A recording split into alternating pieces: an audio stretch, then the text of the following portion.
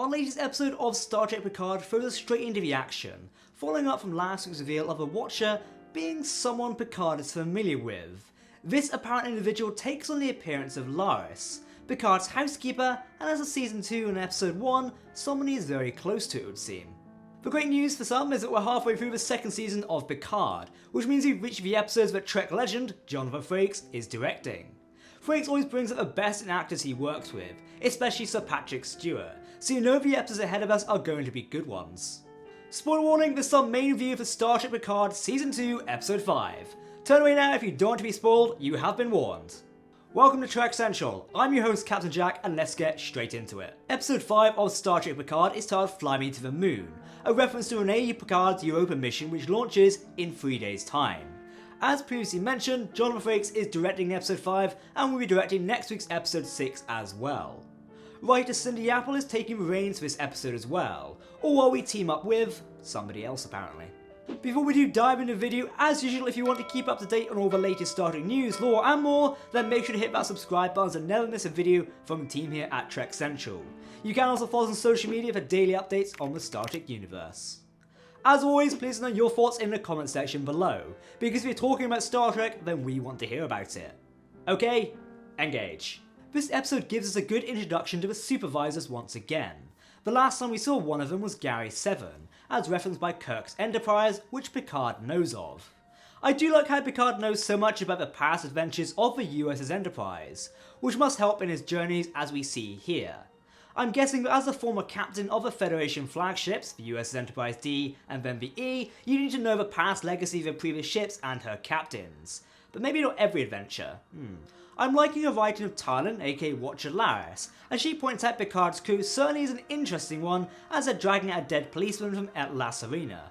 While I'm liking the storytelling and design of Picard's second season, especially exploring the past of the Star Trek universe and what it took to get the future we're used to, I am missing the future at the same time.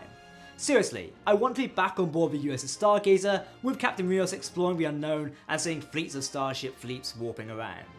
Hopefully that's what season 3 of the series is going to look like, and judging from the behind the scenes pictures that show Terry Matalas and production designer Dave Blass, we'll be spending a lot more time with Stargaze and her crew, as well as Federation shuttles it seems. Something I'm rather keen to explore and can't wait for the third season, but hopefully we do get a bit more of that towards the end of the second season. Now before we talk about the individuals' key aspects of the latest episode, let's quickly touch on one of my complaints. Not just with Picard and this specific episode, but modern iterations of Star Trek, specifically modern media. As is prevalent with this episode, it ends just as getting good and the tension is high. Yes, I'm aware this is a standard practice of cliffhanger methods to get viewers returning next week, but come on, it's really exciting when the tension builds, only to be let down when it cuts off and we're left hanging waiting 7 days for the next episode. It's something that has become common of Star Trek Discovery as well. Perhaps it does come down to the pacing issue and whether the episodes are interesting enough with their smaller storylines to carry the plot through.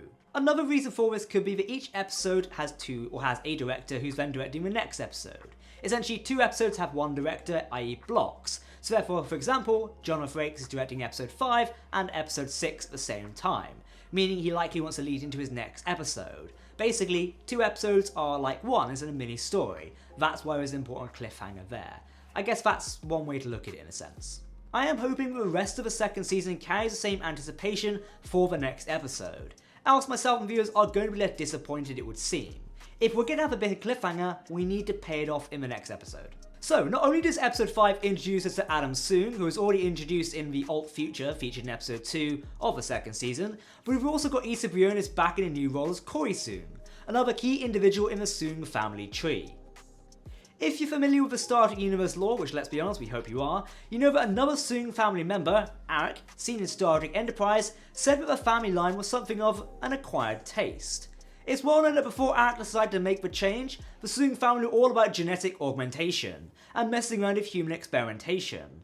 Adam himself is even denied funding and rejected by an administration board in this episode as well. We are treated to a common trope among television and storytelling of Adam Soong. This is a typical story of a man willing to do anything due to the fact he's a father with a sick child. Corey is basically going to die if she's in direct contact with sunlight, meaning she's confined indoors. This allows Adam to have a weakness, one that Q can exploit. Speaking about Q, let's talk about his storytelling in the second season. You have to hand it to the Q in this story in this series. That's not even a word. Q's storytelling in this series, he's manipulating the timeline to suit his agenda. This is what I'm liking the writing and storytelling behind the character in the second season. While we're also familiar with Q in the likes of The Next Generation and Star Trek Voyager, we're seeing him in a different light here. Based on a few cryptic references he makes during the episode, such as running out of time, it kind of makes you wonder that something terrible has happened to him, forcing him to take the evil Darkroot that is messing with the timeline and causing all of this chaos. Previously, Q has only interacted to really make a point and teach a lesson, yet we're here seeing him take a direct approach and messing around with the timeline at hand, by interfering at a new level, even directly trying to convince Renee Picard that she is not good enough for the Europa mission. Additionally, Q is taking advantage of Adam Soom to see through his new agenda. My theory here is he'll use Adam to directly influence Renee, therefore creating a divergence in the timeline, perhaps even altering the parameters of the Europa mission. Lest we not forget that there is something in the trailer showing a Vulcan in the forest. If we remember correctly, perhaps First Contact is brought on earlier than we thought. Our introduction to Renee Picard is straightforward and to the point. She is training for the Europa mission, but at the same time has her own internal troubles, as our watcher points out. Renee suffers from depression and such, thus setting her back. I'm really glad that Picard touches on the mental health issues of modern day centuries, as depression is a really big mental health issue for many around the world right now. Having a show like Star Trek Picard highlight it even more is fantastic, though Q's manipulating that could also speak to deeper levels if we further analyse it and dig deeper. Q is taking advantage of her anxiety and depression, and is playing with it to get what he wants and changing the timeline.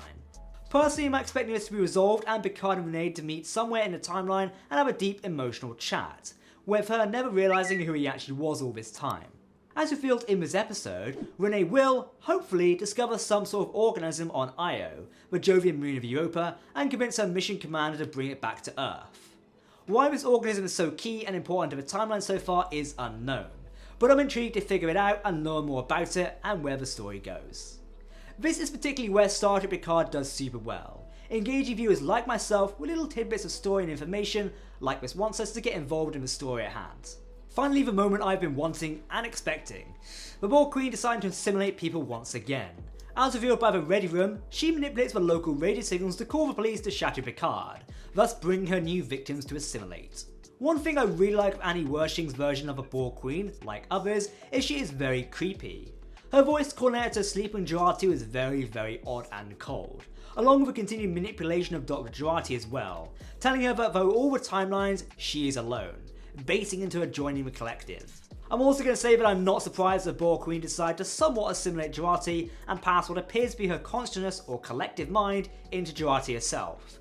As we see via the final cutoff point for this episode, and what a cliffhanger it was, the Queen is casually sat back in Jurati's mind, literally, as the crew attempt to ensure Renee Picard does not get distracted or put off of a Europa mission by Q, or someone else like Adam Soom. So, the midpoint episode for Star Trek Picard Season 2 is still carrying the hype of the second season. But whether the story can hold true for the next 5 episodes remains to be seen. Season 2 has already been billed as a breath of fresh air from the fans, and those not super happy with the first season of Picard. But let's hope this does not follow the same pitfalls the first season did in regards to its season final episode. One thing that Picard is doing really well right now, as a show, is seemingly addressing viewer concerns with each episode. For example, a big question and concern last week was the apparent loss of information where World War III and the eugenics wars took place in the Star Trek timeline. The episode addressed this with an offhand comment by Jean-Luc.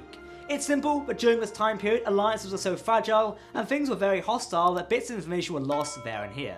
So far, even though we're halfway through the season, we're still left with a lot of mystery and interesting bits of story development. For example, what is going to happen with the Watcher? Do we know what the Borg Queen's ultimate plan is, and how will Q stop by along the way? Seriously, how do you stop an all-powerful immortal being when he's pissed off?